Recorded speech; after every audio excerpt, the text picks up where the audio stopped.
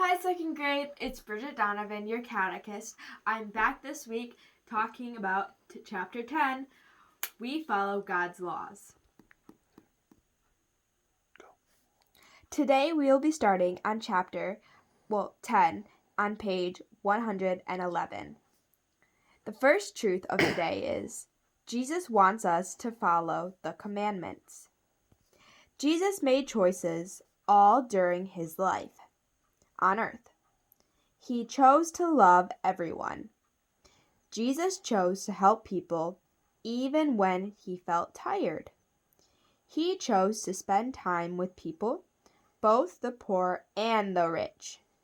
Jesus made these choices even when others did not agree with him. Jesus wants us to follow his example of caring for everyone. He wants us to follow the commandments. Jesus knows that it is not always easy for us to choose to love God and others. That is why he sent the Holy Spirit to help us. Circle all the words that complete the sentence. We choose to love God and others when we are, and then circle the ones that you think complete the sentence. Take a break, pause the video, and complete that task. Welcome back. Our next truth for today is God gives each person free will. God never forces us to love and obey him. God lets us choose to love him and others. He lets us choose between following the commandments and not following them. God's gift to us that allows us to make choices is free will. We are responsible for what we do. We are responsible for what happens because of our choices. You can make good choices when you take time to think before you act. You can ask yourself these two questions. If I do this, will I show love for God, myself, and others? What would Jesus want me to do? How can you know what Jesus would want you to do? Pause this video and think about this question and discuss it with a parent. Welcome back. Now let us turn the page. Our next truth is, friendship with God is hurt by sin. Commit is another word for do. Sin is any thought, word, or act that we freely choose to commit even though we know that it is wrong. We cannot commit sin by accident.